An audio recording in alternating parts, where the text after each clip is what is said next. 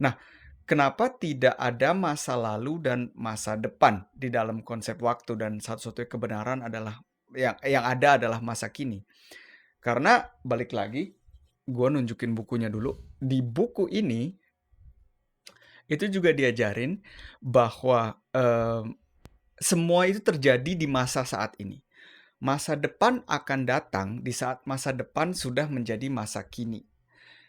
Kalau kita sekarang balik ke masa lalu, itu kita bukan kembali ke masa lalu, tapi di saat ini kita lagi ngebuka arsip di otak kita, memori kita yang membuat kita kembali ke masa lalu. Tapi semuanya itu terjadi di masa kini.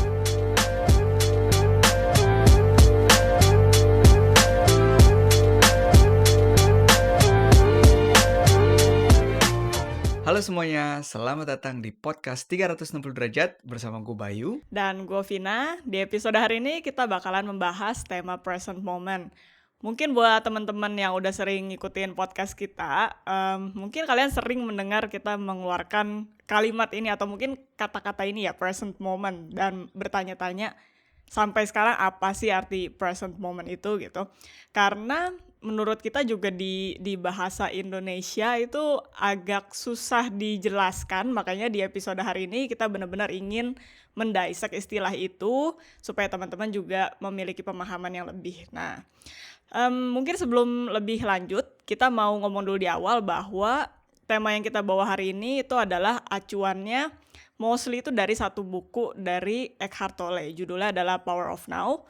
Itu nanti gue akan tulis juga di deskripsi. Jadi semua yang kita bicarakan hari ini mengacu ke buku itu. Makanya nanti kita juga akan bahas beberapa hal yang ada di buku itu yang menurut kita bisa kita bawa juga ke teman-teman. Oke, jadi untuk definisi dulu kali ya, definisi dari present moment ini. Nah, ini buat gua sama Bayu sebenarnya juga agak sulit untuk menjelaskannya dalam kayak kalimat singkat, karena kalau di bahasa Indonesia tuh memang kayaknya nggak ada ya, Bay, pengertian dari present moment Mm-mm. itu gitu. Kalau lu ngomong dalam bahasa Inggris kan Iya. kayak orang-orang langsung, oh iya ini gitu. Jadi kalau menurut Mm. gua, kalau dari definisi gua, present moment itu adalah ya waktu di saat ini, bener-bener saat ini. Kayak contohnya gua mesti kasih contoh sih.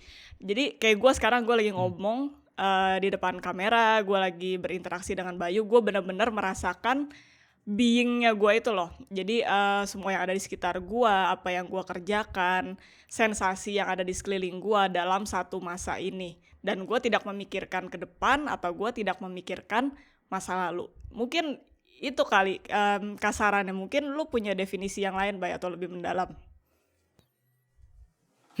Mungkin kalau pertanyaannya apakah gue punya penjelasan yang lebih dalam, mungkin ya nggak lebih dalam juga sih, Vin. Karena menurut gue present moment itu sebenarnya sama apa yang lu omong gitu ya, yaitu momen gue selalu menggunakan saat ini dan sekarang. Itu adalah present moment di dalam pengertian gue dan kemampuan gue untuk menjelaskan itu dalam satu kata singkat dalam bahasa Indonesia gitu ya. Nah, kenapa di sini dan sekarang? Karena basically terkadang juga kita lupa bahwa seperti yang udah kita pernah omongin juga gitu ya. Lu badannya lagi di mana, tapi pikiran lu lagi ada di mana, ada di masa depan atau di masa lalu, dan itu yang menyebabkan present moment itu sebenarnya di luar dari konsep waktu. Karena kan kalau konsep waktu selalu ada masa lalu, masa kini, dan masa depan gitu ya. Yang sebenarnya kita harus ngertiin itu sebenarnya tidak satu-satunya kebenaran yang ada hanyalah masa kini, momen ini dan sekarang. Nah, kenapa tidak ada masa lalu dan masa depan di dalam konsep waktu dan satu-satunya kebenaran adalah yang ada adalah masa kini? Karena balik lagi, gue nunjukin bukunya dulu. Di buku ini itu juga diajarin bahwa semua itu terjadi di masa saat ini. Masa depan akan datang di saat masa depan sudah menjadi masa kini. Kalau kita sekarang balik ke masa lalu, itu kita bukan kembali ke masa lalu, tapi di saat ini kita lagi ngebuka arsip di otak kita, memori kita yang membuat kita kembali ke masa lalu. Tapi semuanya itu terjadi di masa kini. Jadi, itu sih yang menurut gua, apa artian dari present moment gitu ya. Mmm. Nah, kalau menurut lu Vin ya, kenapa menurut lu itu sangat penting untuk kita berada di present moment atau di saat ini? Karena gue punya tendensi kayak gini Vin, gue terkadang punya feeling semakin gue lebih sering memikirkan tentang masa depan gue misalnya, semakin sering gue ngeplan, semakin sering gue fokus ke situ, itu akan memberikan gua a better probability atau a better chance atau apa ya, kemungkinan yang lebih besar untuk mendapatkan masa depan seperti yang gue inginkan. Tapi kalau menurut konsep yang kita berdua juga percaya gitu ya, bahwa the present moment is everything, kalau menurut lo kenapa kita malah justru harus lebih sering ada di present moment, Vin? Sebenarnya ini juga lagi-lagi ilmu yang kita dapat dari buku itu ya. Jadi, si Eckhart Tolle ini bilang bahwa kita ini sering ada di dalam our thoughts gitu. Jadi, suara-suara yang muncul di pikiran kita gitu. Jadi kalau teman-teman mungkin suka Mmm, nonton sinetron gitu, itu kan suka ada suara-suara yang dari mmm, kiri kanan gitu kan. Nah itu sama juga gitu, kayak lu dengar suara-suara yang tanpa lu sadari kadang-kadang lu terbawa ke dalamnya gitu.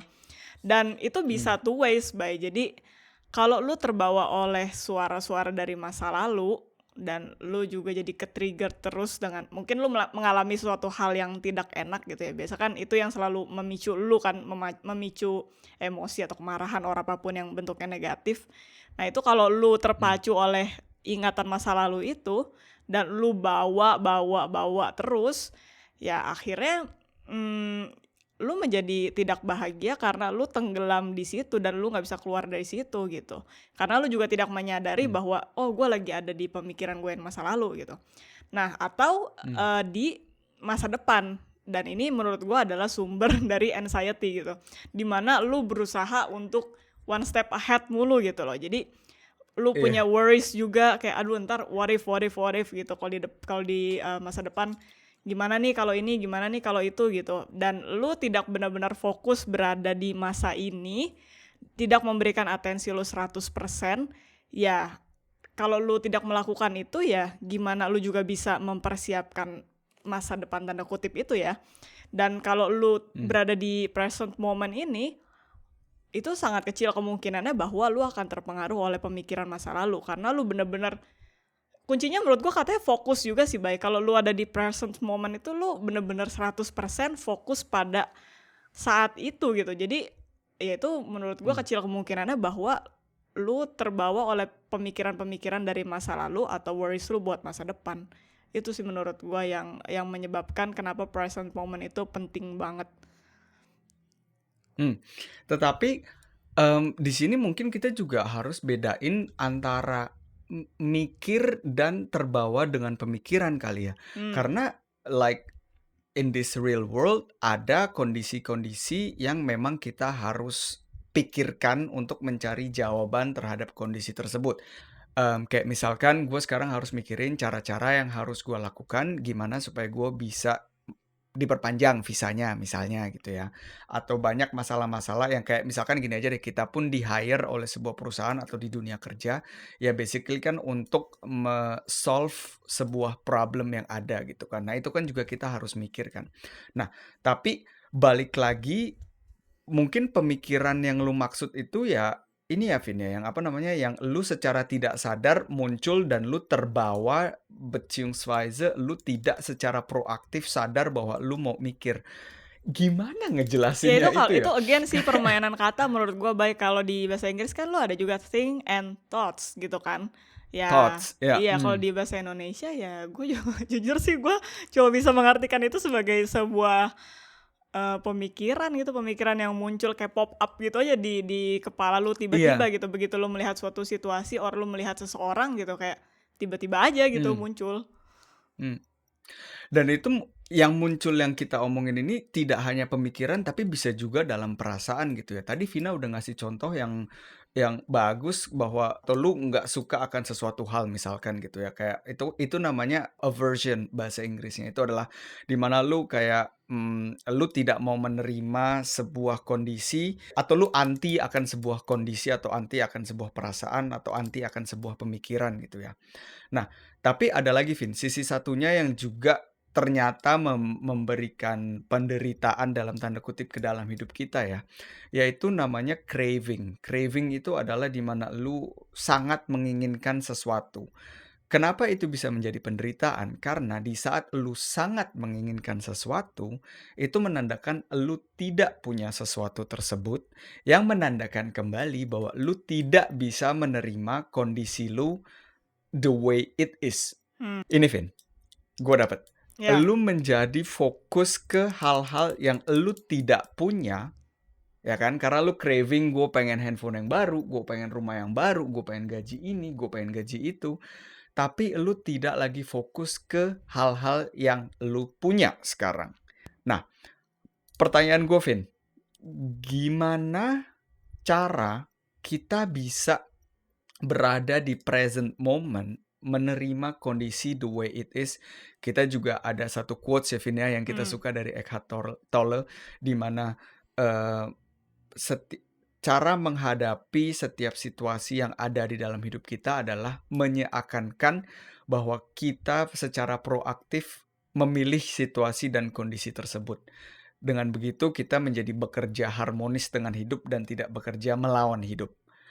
Nah, pertanyaan gue, Vin, gimana menurut lu bisa menyeimbangkan kita accept the way it is, tetapi gue tetap pengen menjadi versi terbaik hidup gue, atau gue pengen menjadi, atau gue pengen punya tujuan-tujuan dan mimpi-mimpi yang gue raih di dalam hidup gue. Hmm. Berarti maksud lu di sini kalau accept what it is itu kayak, contohnya lu lagi menghadapi situasi yang sulit mungkin ya maksudnya ya? Atau gimana? Hmm. Iya iya, kayak misalkan kayak kondisi kayak sekarang aja gitu kan. Karena gini Vin, orang-orang bisa juga menginterpretasikan seakan-akan menerima sesuatu kondisi seperti apa adanya, itu yang menyebabkan kita menjadi gini loh, "Oh ya udah, gua kan harus menerima apa adanya. Oh ya udah just like laid back, Ya ya santai ya ya aja ya, gitu ya, ngerti ngerti just ngerti. just just go with the flow," Iya. gitu loh. Nah, gimana cara kita ngebedain itu? Ya itu kan sama kayak waktu itu gua bilang juga ya, menyerah dan berserah itu beda gitu.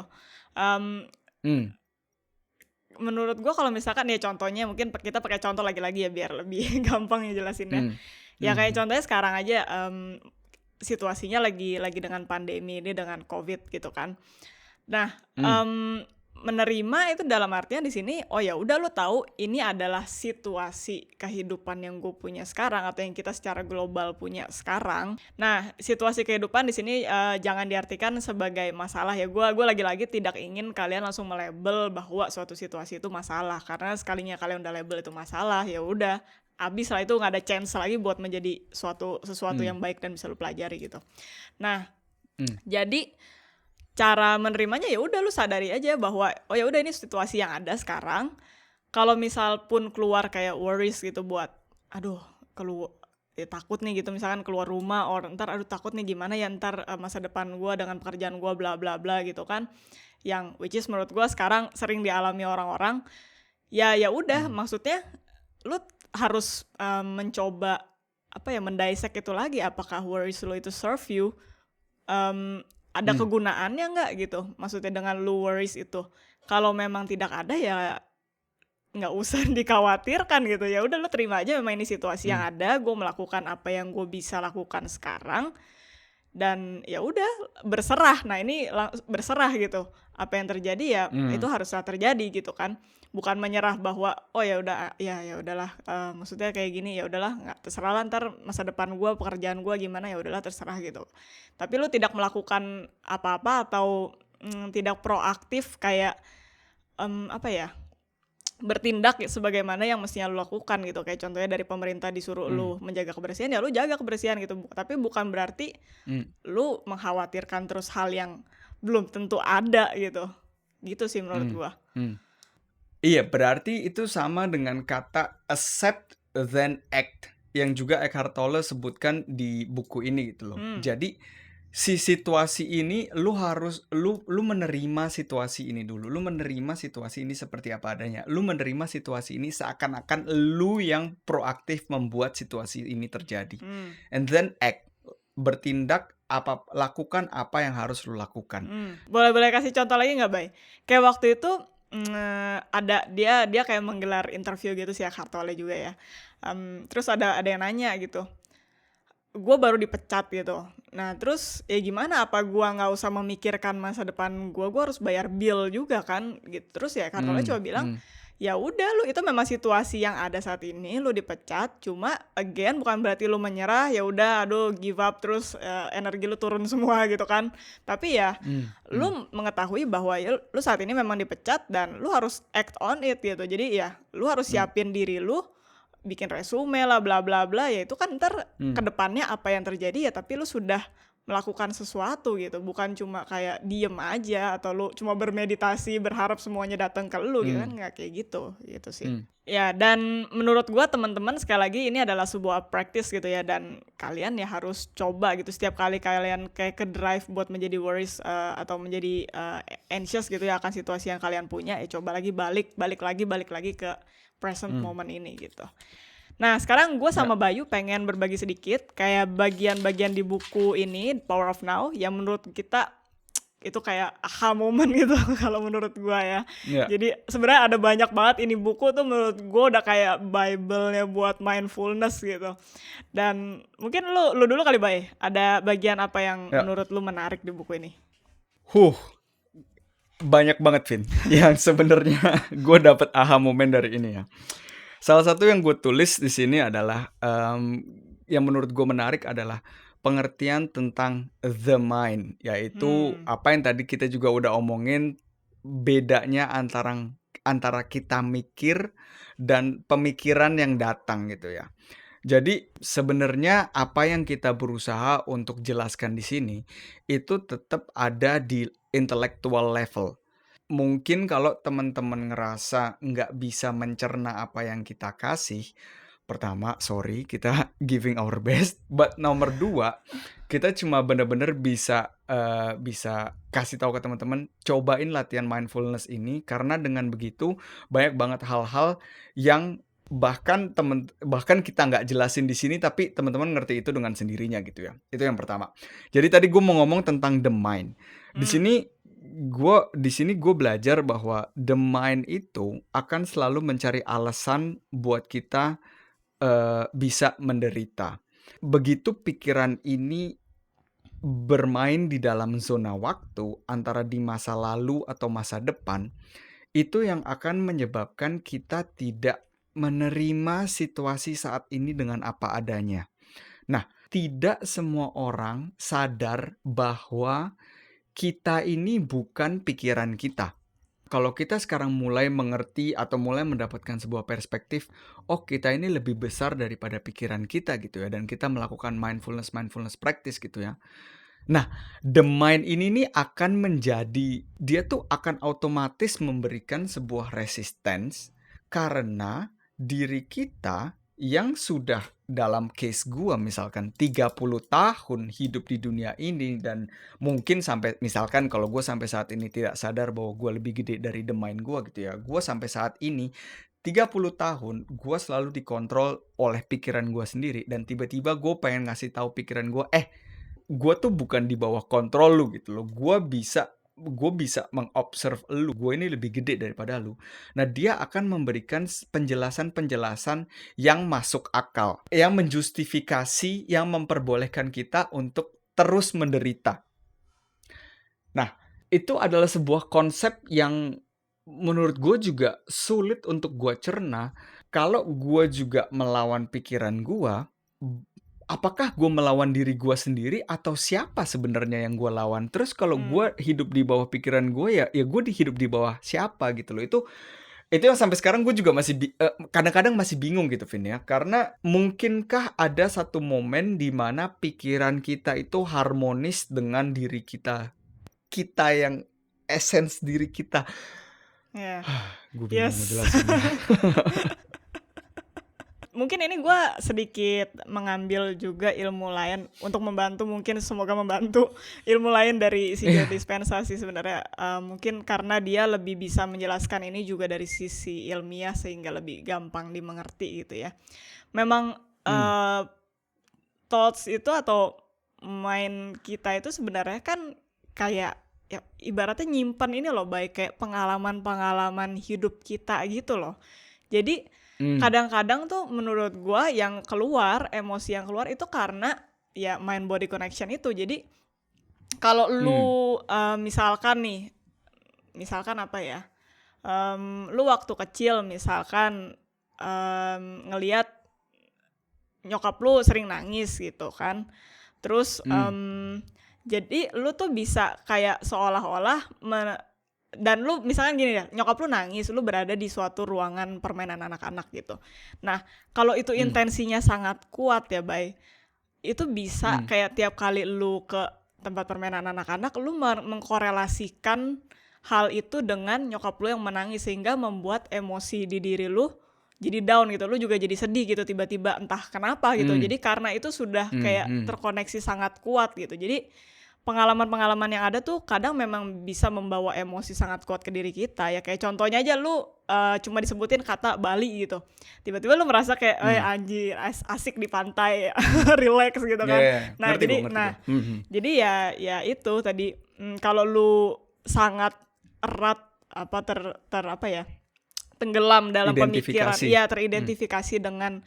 pikiran lu yang bilangnya mungkin dengan energi yang rendah gitu ya, kayak kemarahan, resentment, yang kayak Hmm. kekecewaan kayak gitu-gitu ya, lu bawa sampai lu besar gitu, ya syukur-syukur kayak kita sekarang bisa sedikit menyadari gitu ya di umur yang sekarang gitu. Kalau lu Hmm. udah kayak 70-80 tahun lu hidup dengan itu terus, itu kan gimana ya, sedih ya, Bay. Ya, Capek lu ya, ya, tidak ya. bisa keluar dari situ gitu. Terus tujuan hidup itu apa? Tujuan hidup apa nih maksudnya? Tujuan hidup dalam artian, udah nih, lu sekarang udah trauma-trauma masa lalu lu udah ngerti semua, lu udah master that skill gitu Hmm, ya. Kalau which hmm, is like gue lumayan yakin sih, ya unless mungkin kalau lu jadi biksu di mana gitu ya, atau lu kayak hidup di hutan atau di mana gitu yang lu tidak tidak hidup di apa ya, di dunia umum gitu ya, di mana banyak banget faktor yang bisa nge-trigger lu, ya mungkin itu bisa terjadi gitu, atau mungkin itu ya, lebih optimal gitu ya.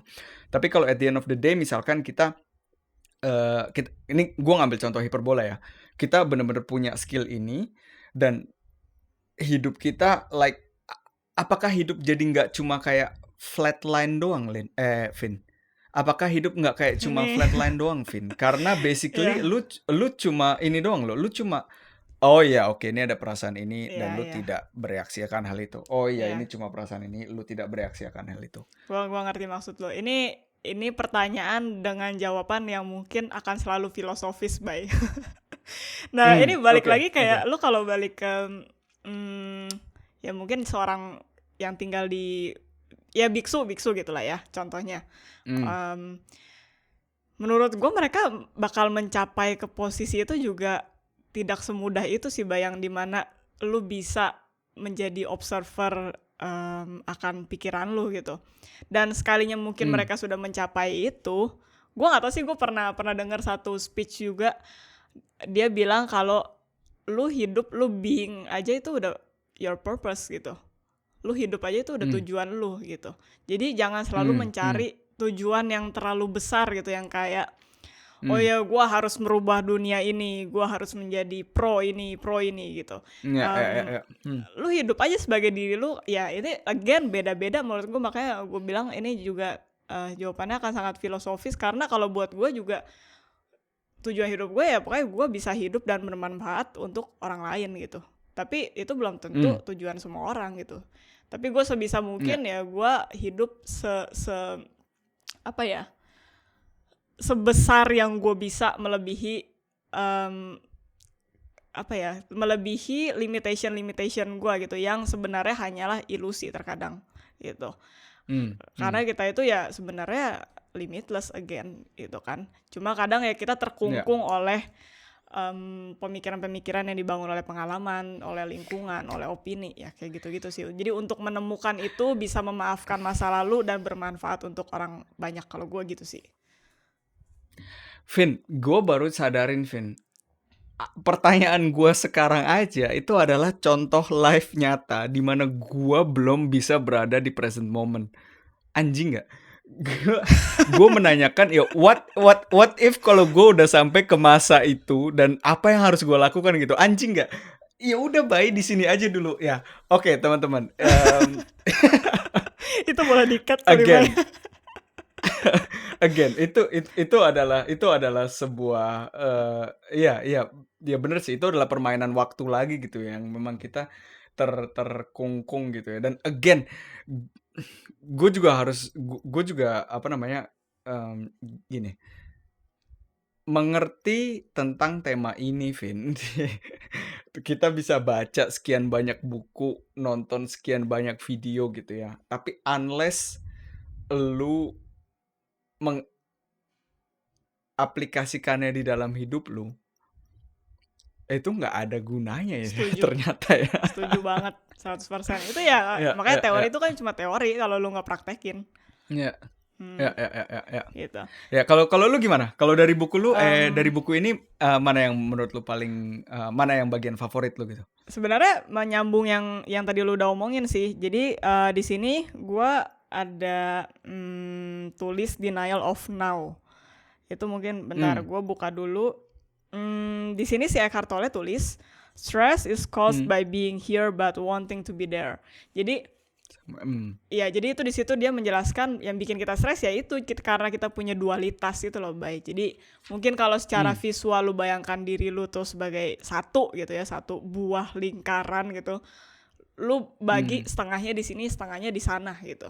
Jadi diri lu kayak terbelah mmm, dua. Nah, itu yang mmm, menyebabkan stres itu atau anxiety or apalah istilah sekarang gitu. Jadi ya again balik lagi mmm, dia selalu menekankan bahwa balik lagi ke masa ini, balik lagi ke masa ini gitu. Jangan jangan memecah pikiran lu menjadi apa ya, berada di dua zona waktu tanda kutip gitu. Itu sih kalau yang ya, gue dapetin dari bukunya dia yang hari ini pengen gue bagiin. Sama mungkin yang satu ya, lagi itu di sini dia ada satu chapter end of life drama. Ini mmm, mungkin teman-teman bisa relate karena kita sering banget menciptakan drama atau terlibat di dalam drama. Um, mmm, Tunggu bentar, gue sambil scroll dulu. Nah, jadi ini sebenarnya gue bacain dulu kali ya kalimatnya, jadi biar mmm, teman-teman juga get it gitu, gue dapat ide ini dari mana. Jadi when you live in complete acceptance of what is, that is the end of all drama in your life. Nobody can even have an argument with you, no matter how hard he or she tries. Itu menurut gue mmm, keren banget sih, Bay. Karena itu berarti bener-bener lu udah take control 100% buat diri lu gitu. hidup lu, Jadi even yang kayak dulu gue pernah bilang kalau misalkan ada orang yang ngomong hal negatif ke lu gitu, itu udah kayak mental-mental aja gitu. Atau dia selalu bilang, bayangkan diri lu tuh kayak orang yang transparan gitu. Jadi ada komen negatif masuk ya udah kayak nembus aja gitu. Jadi lu tidak mhm memberikan mhm, energi lu sia-sia buat hal-hal yang sebenarnya tidak perlu lu pikirkan gitu. Dan itu again mmm, juga relate sama permainan ego sih. Lu mmm, teridentifikasi oleh hal apa gitu. Sehingga itu yang mmm, membuat lu kan kadang cepat ke-trigger karena lu terlalu teridentifikasi dengan hal atau sesuatu hal tertentu gitu kan.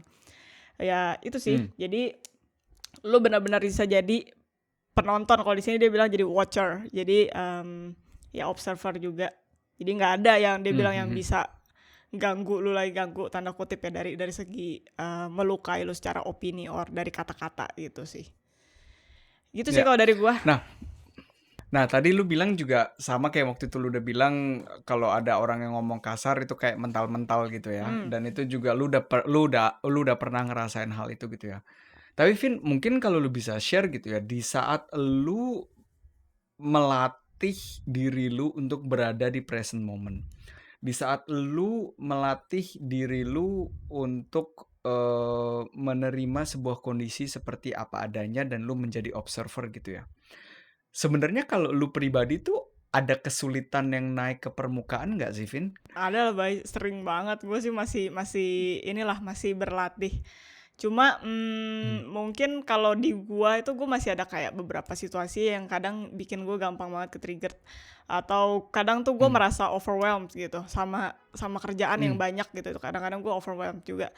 Nah, contohnya misalkan nih kayak sampai sekarang sih gue masih masih sedikit kayak kesentil gitu kalau misalkan gue melihat ada seseorang yang lebih baik dari gue dari segi ini ya, dari segi akademis atau intelektualitas, atau mmm, dari segi ini deh, keterampilan gue dalam bermusik gitu. Itu kadang gue masih kayak suka, mmm, "Anjir kenapa gue nggak bisa kayak kayak gitu ya?" Nah itu gue kadang-kadang masih mhm ada kayak yang mhm muncul-muncul gitu masuk ke otak gue. Tapi ya, yang membantu gua sebenarnya dari latihan mindfulness ini adalah meditasi sih, Bay. Jadi bener-bener dengan meditasi itu gua, apa ya, bisa bisa punya caranya gitu gimana buat balik lagi ke present moment gitu. Jadi di saat kayak ada muncul mmm, pikiran itu muncul, kalau dulu ya mungkin gua langsung kayak down gitu, terus gua langsung, "Anjir gua mesti hustle hard nih pokoknya, gua harus bisa ngalahin nih mmm, orang," gitu. Nah sekarang tuh kayak mungkin lebih ada, apa ya, jarak antara pikiran gua dan gua lebih ada space-nya, terus gue juga kayak sedikit punya inner peace di balik pemikiran gua itu sih. Mmm, mmm, ya itu sih, dan meditasi sih membantu gue banget untuk mengatasi mhm, kesulitan itu. Makanya gue sih sangat menyarankan buat temen-temen meditasi, ya sebentar aja lah kayak 10 menit kayak berapa gitu, itu bener-bener latihan yang lu deserve lah pokoknya, lu nggak mmm. menyesal melakukan itu karena itu sebenarnya adalah investasi buat diri lu sendiri untuk mendapatkan sedikit secuil kedamaian itu gitu. Mmm. Kalau lu tadi, meditasi konkretnya gimana, Vin? Apakah lu meditasi like setiap pagi, setiap malam, atau lu meditasi kayak vertile atau dibagi sehari kalau misalkan lu lagi ngerasa ada sesuatu yang naik terus lu ngambil take time like 10 minutes, kalau lu gimana meditasinya? Kalau gue sekarang sebenarnya meditasinya lebih ke arah yang sekarang gue lagi menjalani meditasi yang ke arah creating sih, Bay. Jadi yang emang gue pengen Mmm, menciptakan sesuatu gitu. Sama kalau malam mhm, itu untuk melatih fokus gue kayak scanning badan gitu loh. Lu pernah nggak? Jadi kayak benar-benar bayangin mhm, ada, energi dari atas ke bawah gitu, bolak-balik gitu sih. mmm. Yes, dan seperti yang kita udah bilang di episode-episode sebelumnya, gua sama Vina nggak bakal bosen buat ngingetin temen-temen, cobain latihan mindfulness ini, cobain latihan meditasi, karena, gua sama Vina juga setuju, buku ini nanti kita taruh di deskripsi ya. Buku ini semakin kita sering dan semakin kita mendalami tema mindfulness, semakin kita sering bermeditasi, itu semakin lu ngerti apa yang ada di buku ini. Iya, Jadi, kalau misalkan teman-teman misalkan punya kesempatan untuk mulai baca buku ini gitu ya, dan pertama kali baca aja dulu sampai habis gitu ya, meskipun nggak ngerti awalnya gitu ya, tapi baca aja dulu sampai habis. Jangan get discouraged, jangan, discourage itu apa ya, jangan jangan jadi patah down semangat. gitu loh, karena kalau misal jangan patah semangat kalau belum ngerti apa yang dimaksud gitu loh. Jadiin ini sebuah pegangan dan lakuin paralel latihan-latihan mindfulness, apa yang kita juga udah sharing, yang waktu itu gua sama Vina juga udah bilang cara-cara melatih mindfulness. Lakuin itu, terus kalau misalkan ada waktu coba baca lagi dari depan. Percaya deh, percaya, kalian akan ngelihat buku itu, kalian akan ngerti buku itu dengan Mmm, a whole new vision. Jadi gua pribadi, gue punya ini sebagai hardcover, gue baca ini, dan gue punya audiobook-nya juga. Dan itu seriously Vin, sampai kemarin pun gue mempersiapkan sesi kita hari ini, gue masih ngerasa, oh ini toh yang dimaksud, oh iya ini bener gitu loh. Jadi itu at least buat gue. Kalau buat lu gitu gak sih? nggak, itu Kayak, gue setuju banget, Bay. Soalnya gue itu sebenarnya kan baca buku ini, tahun berapa ya, mungkin 4 tahun lalu kali ya. Iya hmm, udah lama banget deh. Itu gue waktu baca juga hmm, kayak ya ada aha momennya banyak banget di situ. Cuma hmm, masih banyak banget kebingungan gitu. Dan menurut gue poin bagusnya di sini adalah di buku dia ini banyak pertanyaan-pertanyaan dari orang-orang yang pertanyaan itu seperti orang-orang kebingungan kayak gue gini loh, atau mungkin kayak kayak kita. pertanyaan Bayu gitu kan banyak banget di situ. Dan dia menjawab itu Tapi memang dia menjawabnya udah dari segi spiritualitas yang sangat tinggi gitu. Makanya kadang-kadang juga kalau lu pertama kali baca kayak, "Hah, apa sih, gue masih tetap nggak ngerti," gitu kan. Tapi kemarin pas gua baca lagi gitu kayak, oh ya ternyata sekarang gue udah bisa lebih mengerti gitu ya. Again lah, itu dari practice sama ya lu banyak baca sumber-sumber yang lain juga soal mindfulness, akhirnya lu bisa lah mencapai ke situ. Gitu sih. Nah, oke, gitu kali ya. Semoga penjelasan hari ini bisa lebih membuat teman-teman lebih paham lagi akan arti present moment. Jangan lupa seperti biasa untuk like video kita dan subscribe juga ke channel 360 derajat di YouTube dan follow podcast kita di Spotify. Ingat juga untuk share ke teman-teman kalian supaya kita bisa bersama-sama mencoba untuk mengamati dari setiap sisi untuk bisa lebih mengerti. Karena pandangan kita belum tentu realita yang ada. Sampai ketemu lagi di episode berikutnya. Ciao. Ciao.